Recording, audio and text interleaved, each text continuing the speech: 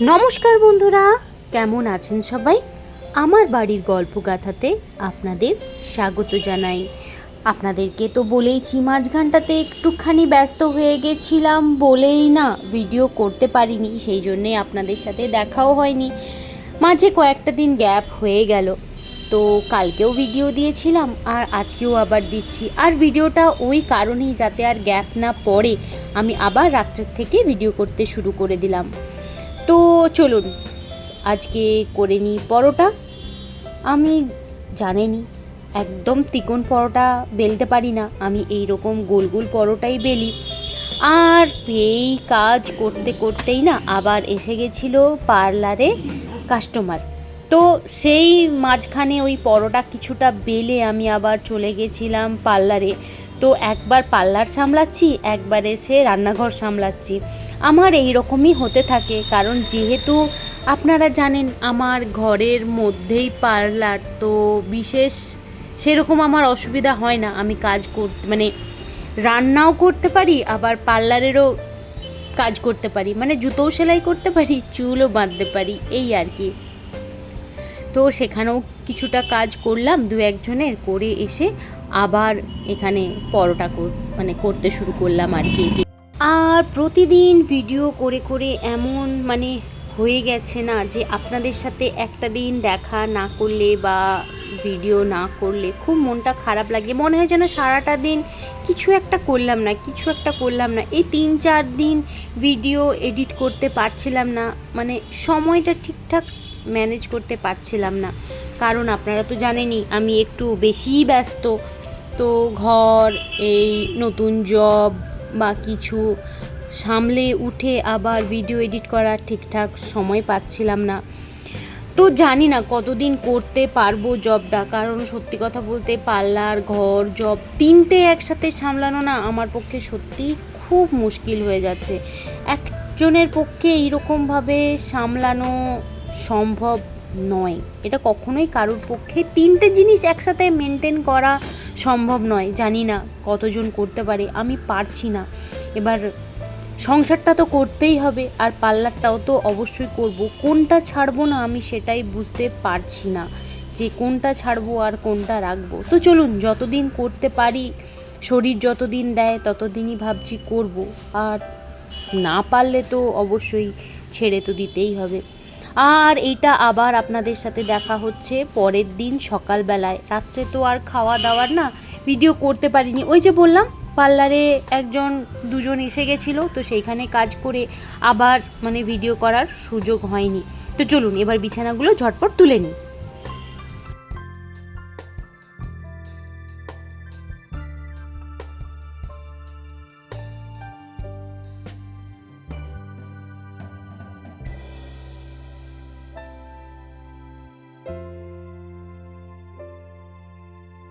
আর আমি যে এত কাজ করি, বাইরে, ঘরে, পার্লার সব কিছুই এত যে করি, বা নিশ্চিন্তে ঘর থেকেও বেরিয়ে যাই, এইটা যদি সাপোর্ট না থাকে না কখনো হয় না। বিশেষ করে মেয়ে মানুষের যদি একজন সাপোর্ট না করে, তো সেটা করা খুবই মুশকিল হয়ে যায়।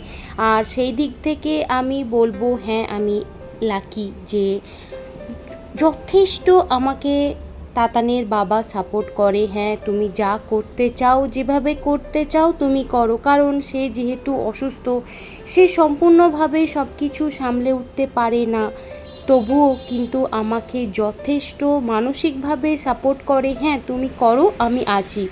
যেদিনই তোমার মনে হবে যে না তুমি পারছো না বা তোমার অসুবিধা হচ্ছে, একটা সেকেন্ডের জন্যে কোনো কিছু ভাববে না, সঙ্গে সঙ্গেই সেটা কিন্তু কুইট করবে, সেখান থেকে কিন্তু বেরিয়ে আসবে।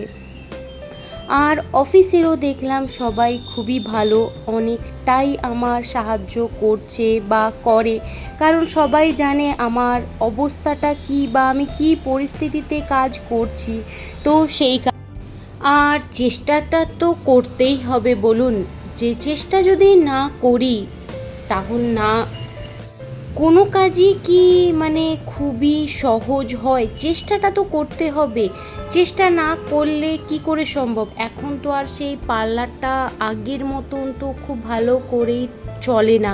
ওই সন্ধেবেলায় দু একজন আসে, তো সকালটা তো আমি ফ্রি টাইমই আমার থাকে। তো যদি আমি ওই রান্না বান্না করে যতটা পারি কাজ গুছিয়ে যদি ওই ফ্রি টাইমটা একটা কাজ করলাম, তাতে যদি আমার কিছুটা ঘরে টাকা আসে তো আমারই হেল্প হয়ে যাবে। তো সেই ভেবেই চেষ্টা করছি। তো আমি এটাই ভাবছি, তো দেখি না কতদিন করতে পারি। যদি করতে পারি করব, না করতে পারলে তো ছাড়ার তো অপশান আছেই। তো সেই কারণেই মনের জোর নিয়ে করে যাচ্ছি। আপনারাও পাশে থাকুন, আর সবাই তো আমার পাশে আছেই, সেটা আমি জানি।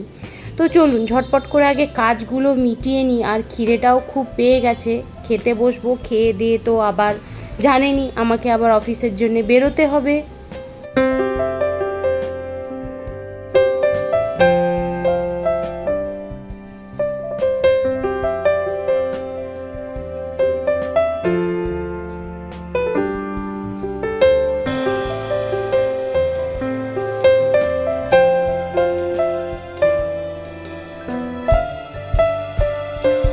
আপনারা হয়তো দেখলে ভাবছেন 3টে মানুষ আর এত কি করে বাসন পড়ে। আসলে এইটা না পুরো একটা দিনের বাসন, মানে আজকে যা বাসন পড়লো সেটা আজকে মাজবো না, আবার কালকে সকালবেলায় উঠে সেই বাসনগুলো মাজবো। যা বাসন পড়তে থাকে একটা গামলার মধ্যে জমিয়ে নিই আর পরের দিনকে মেজে নিই।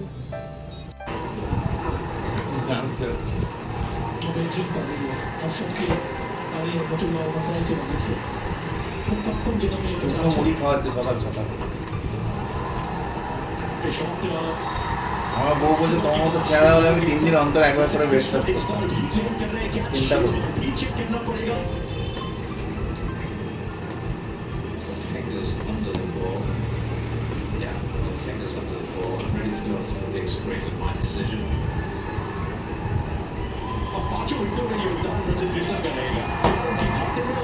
বিগত 3 দিন আমার কুঁড়ছে লেগেছিল, আজকে কুঁড়ছে একটু ছেড়েছি।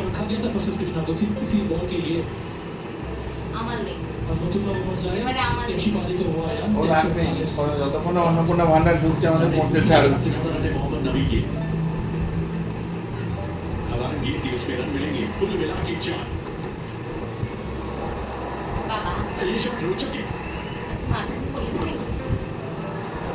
এই ঘোড়াটা একটু কিনতে সময় লাগবে, তবে অনেকটা সময় কিনে ছেড়ে দেওয়া হয়। আমার শালির ঢুকেছে, আমার শালার বইয়ের ঢুকেছে, আমার বইয়ের ঢুকে। কি বলবো বলুন তো, কোথায় গেলে সমাধান পাবো?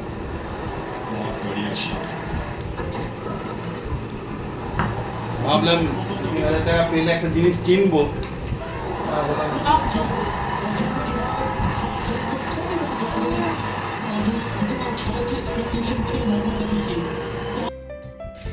তো আমি আর আমার এই সহপাঠী দুজনে মিলে রাস্তায় রাস্তায় ঘুরে যাচ্ছি। আজকে প্রথম দিন, আমরা হেসেই অস্থির, কি করব না করব। যাচ্ছি, গাল খাচ্ছি, বেরিয়ে আসছি। তো যাই হোক, জয় আমরা করবই নাকি? হ্যাঁ নিশ্চয়ই জয় আমরা করবই, কাজ আমরা করবই, কেউ আমাদেরকে হারাতে পারবে না। চেষ্টা চালিয়ে যাব, দেখা যাক। এই আমাদের স্কুল বুক, আমাদের পিঠে ব্যাগ, আই কার্ড। চলো, পেয়ারা পড়ে আছে আবার একখানা, গাছ নেই পেয়ারা পড়ে আছে। মা গো মা, আর পারি না। এই হচ্ছে মানে আমাদের দিদি না বোন কে কি জানি না, ও আমাকে মামনি দি বলছে, আমি ওকে দিদি বলছি, তসলিমা দি বলছি, নেই চলছে আমাদের। তো তো যাই হোক, দিদি বলা মানে একটু সম্মান দেওয়া। চলো, একদম গোল এসে বসে আছে।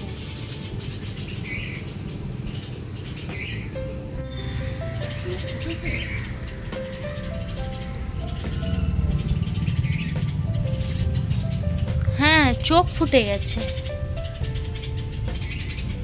চোখ ফুটে গেছে।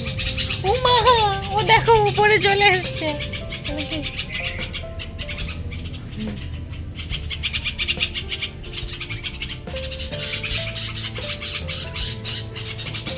নিতেও পারবি না, তোরা মুখে করে নিতে পারবি?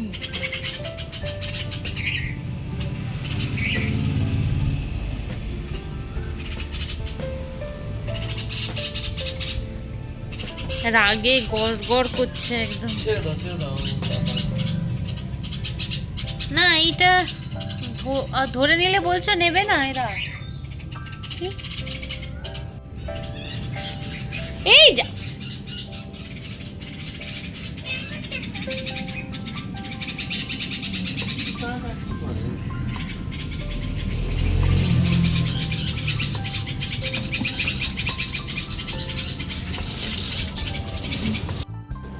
আর এই হচ্ছে আমার বাড়ির নতুন মেম্বার। তো এরা মনে হয় গাছ থেকে পড়ে গেছিল বা কিছু, এখনও ঠিকঠাক মতন গায়ে লোমও গজায়নি আর উড়তেও পারে না। তো লোম মানে ওই পালক আর কি, তো গায়ে ভালো করে পালকও গজায়নি আর উড়তেও ঠিকঠাক মতন পারছিল না। আর ভাবলাম ও বাইরে পড়ে থাকলে তো বেড়াল খেয়ে নেবে, তো নিয়ে চলে আসলাম জানেন তো ঘরে, কারণ বেড়ালে যদি খেয়ে নেয় মনটা খুব খারাপ হয়ে যাবে। আর কিভাবে কি মানুষ করব, কি খাওয়াবো, মানে বুঝতে পারছি না যে একে কিভাবে বড় করব, কি খায় না খায়। তো এই যে এখন এসে দেখুন না, ভয়ে ছাতার মধ্যে ঢুকে বসে আছে, মানে আমাদেরকে দেখলেই না মানে কেমন একটা করছে, খুব ভয় পাচ্ছে।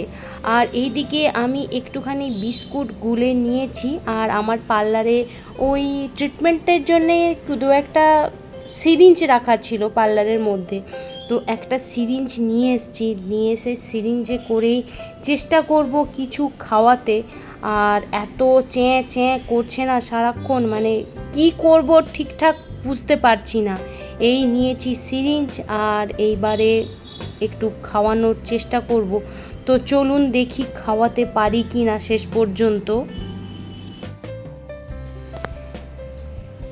আয় খুকুমণি, আজ পড়েছিস? এই তো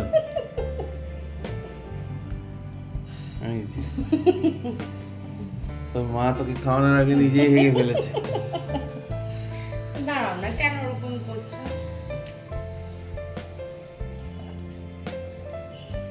আয় হেঁটে হেঁটে আয়, আয় খিদের জন্য করছে, ও ভেবেছে খাবার দিচ্ছে। ও ছাড় রে, আরে ছাড় রে, কে কে কে, আরে কে কে কে কে কে কে, আয়